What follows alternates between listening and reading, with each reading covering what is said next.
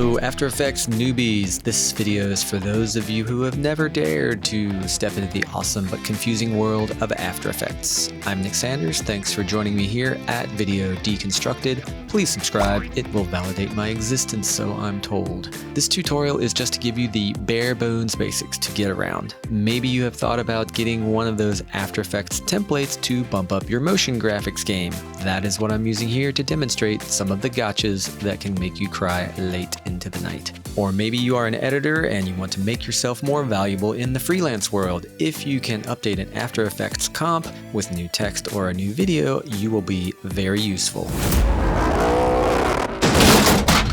I'm going to just go through some of the main panels that you should know and the tools and the shortcuts. I'm assuming you are familiar with Premiere and you are just doing very basic manipulation of a project. In this window, I am in the animation workspace, and I'll assume if you go into that workspace, you're going to have the layout pretty much the same. The toolbar up here for just doing minor updates, selection tool and the type tool are going to be the main ones you're going to use. The hand and the zoom tool work as you would expect, same as in Premiere, but for just updating a template or a project that somebody else has worked on, your selection tool and your type tool will do the majority of your work.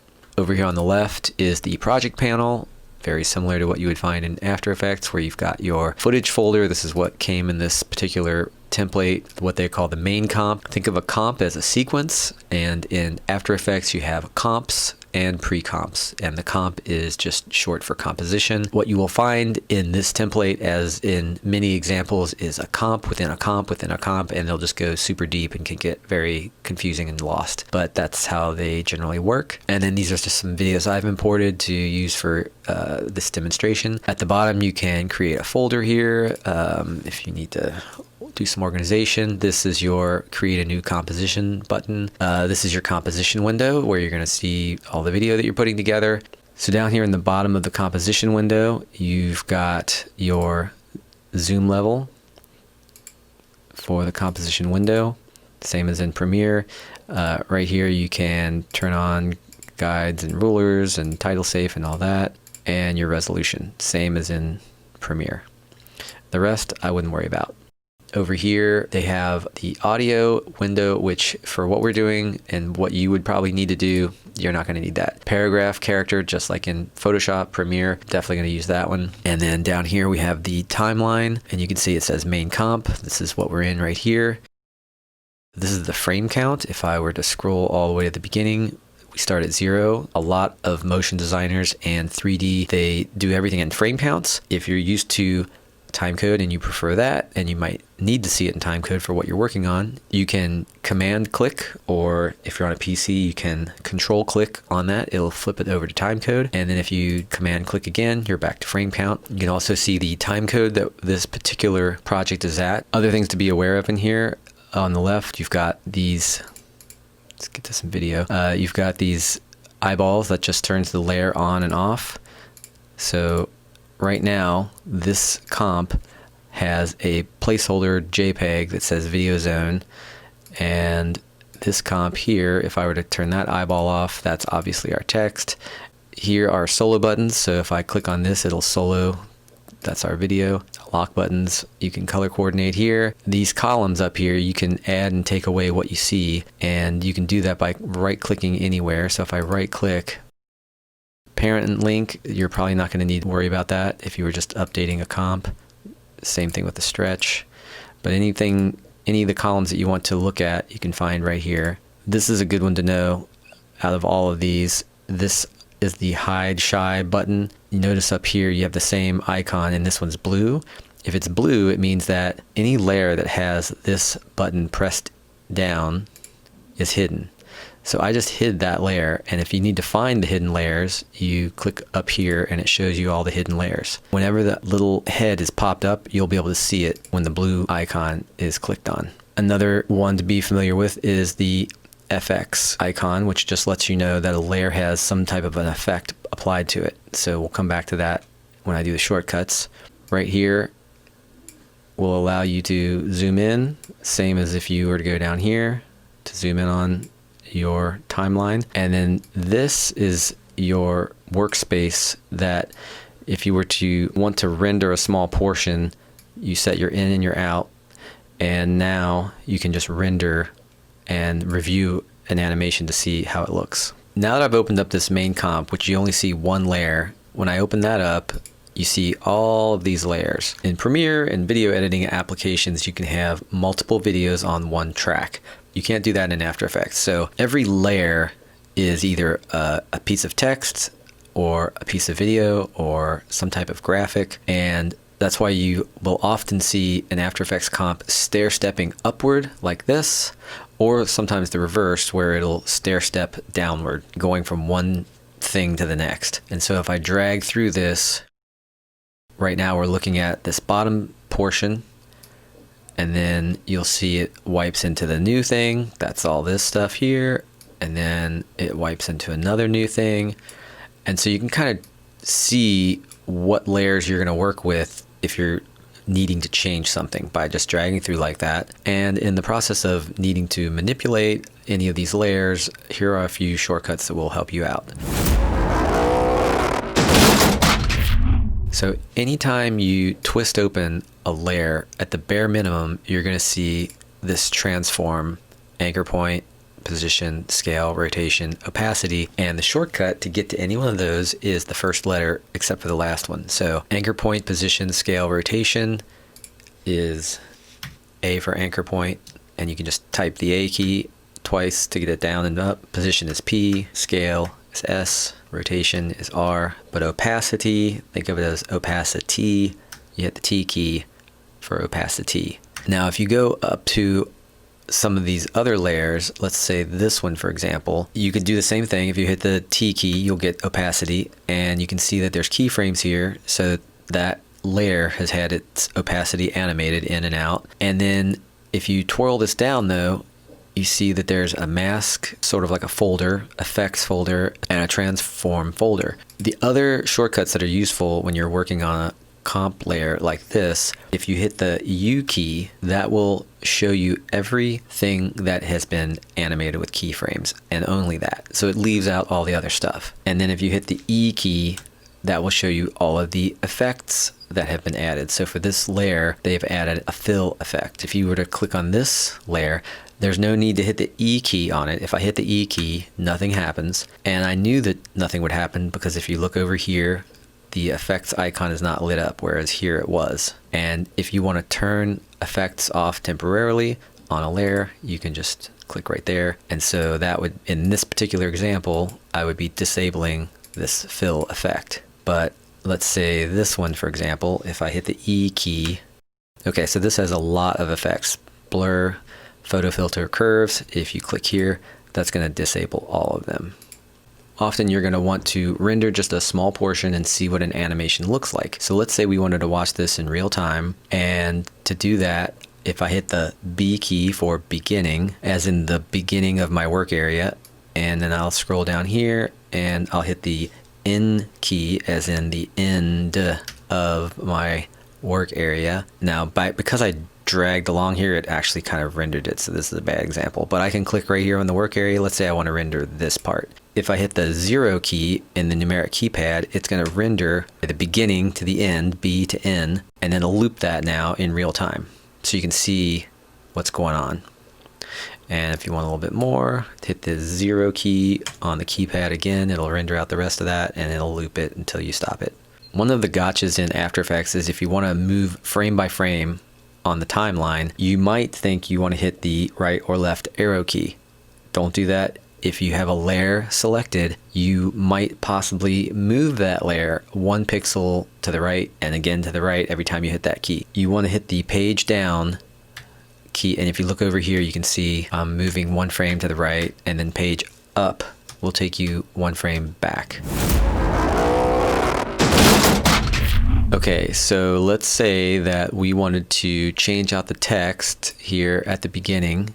We've got, we open up on the word crash, and if you want to find out where that text is, you can see there's nothing happening here. All of these layers, all of these top layers are all the way down to there.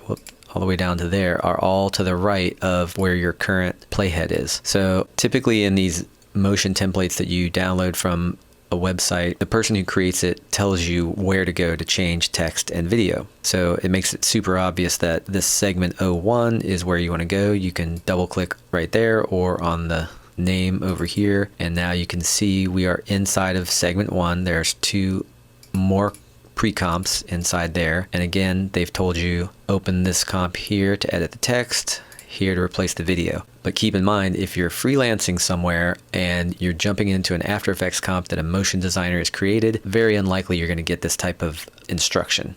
You're going to have to figure it out. And maybe over here you will be able to, but a lot of times it's a mess and you kind of have to do a lot of detective work to figure out what's going on. So if we want to change this text, I'm going to double click on the layer, and then again, we're going to change this text here. If this happens to you where the composition is zoomed down lower than you want, you can use the shortcut Shift / to fit the video into the composition window. So now when I double click here, I've got my text, and I can double click again to highlight the text, and we'll put some new text here. And you can see we've dug down deeper to just be able to change that text, and that's typically what you're gonna have to do in an After Effects comp. So now I can close this. There's our new text. And let's say we show this to the creative director, the producer, whoever, and they're like, oh yeah, that's fine, but now I don't want this box here because I don't want the box to be on the text. So they might ask you to get rid of that box. So I can use the solo over here to try and figure out, I know this is the text layer. I'm clicking around, I'm trying to figure out, okay, well, where is this square at? Remember, a lot of times you have hidden layers. So if I click on our little hide shy button, now I can see there's a whole bunch of other layers here. And you can just start at the top and start soloing.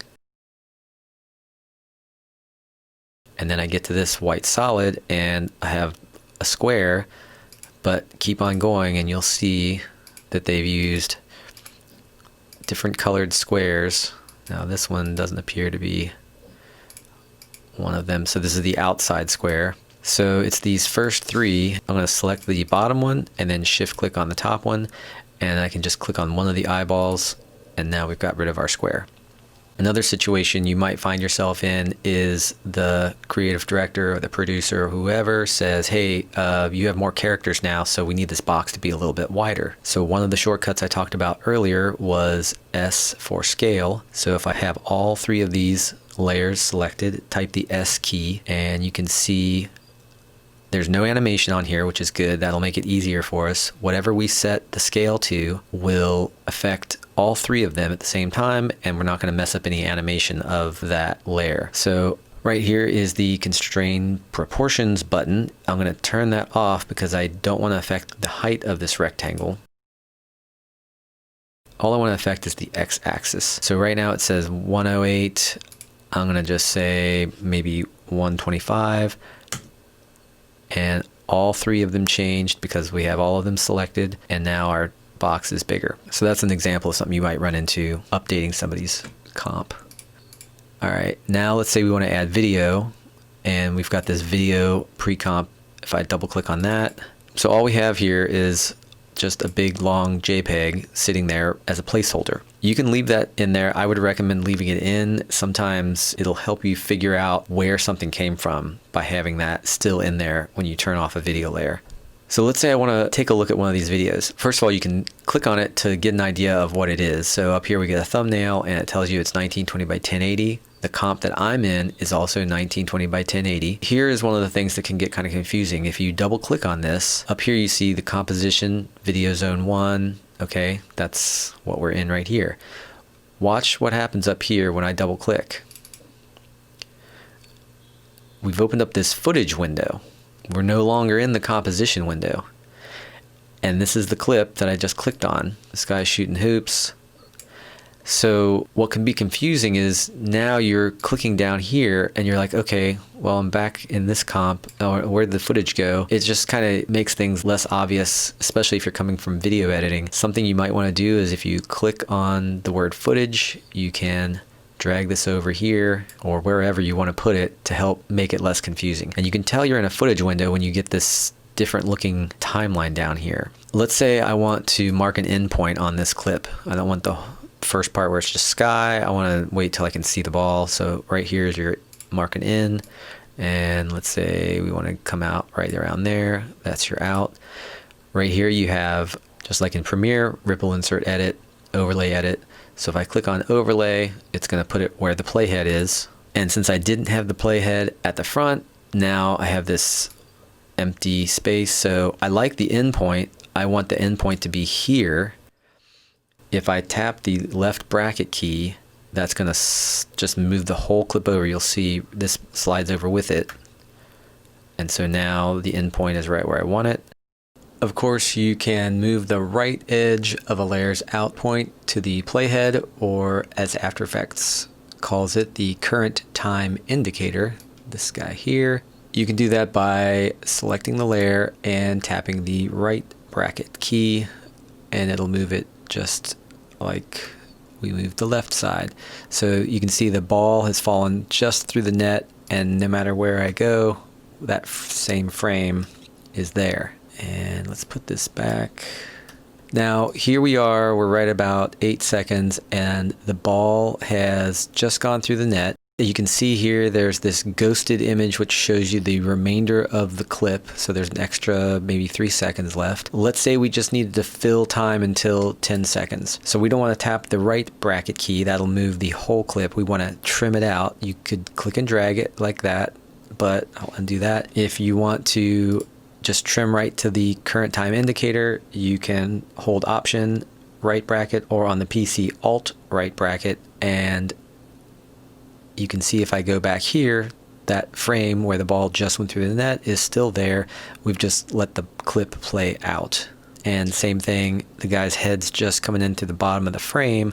Well, if I tap the Option left bracket, it'll trim out the front, and we've got all sky for a little bit before we see the ball come in. In this next example, let's say I want to drop in this video. So if I double click on it, it should open up over here in the footage window. This guy's sitting here at the beach. He takes a drink of beer, puts it back down. So let's say we want to start right when he's picking it up here. So I'm going to mark an in, and then he puts it down, and we'll mark an out.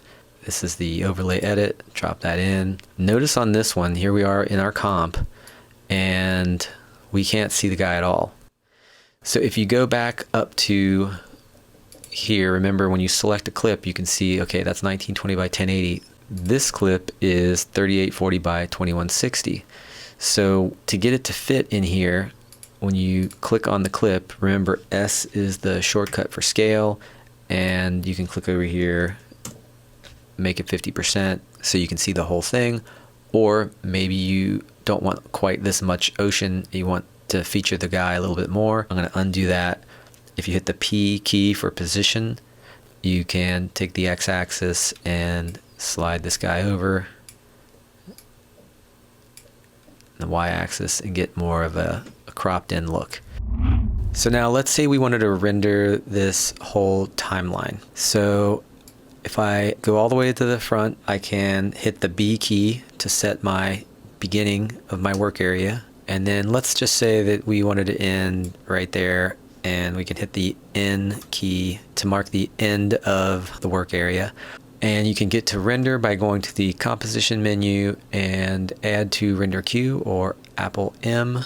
In your output module, you will find the settings you are familiar with from Premiere and other editing apps. I won't go over this since I'm assuming you know about it. Last thing to know is when you hit the render button, it's going to start to render, and if you hit the caps lock key, notice that the video stopped. If I take the caps lock key off, it picks up again. Caps lock on. So when you turn on the caps lock, it'll render a little bit faster because it's not updating your screen. I really wanted this video to be as short as possible to show you the bare minimum to navigate a comp and make a change. So I still ended up with 20 minutes. What can I say? There was a lot to show. I hope this was helpful to get you started in After Effects. I'm Nick Sanders. This is Video Deconstructed. Exercise your right to click. Please subscribe and let me know if anything was confusing down in the comments.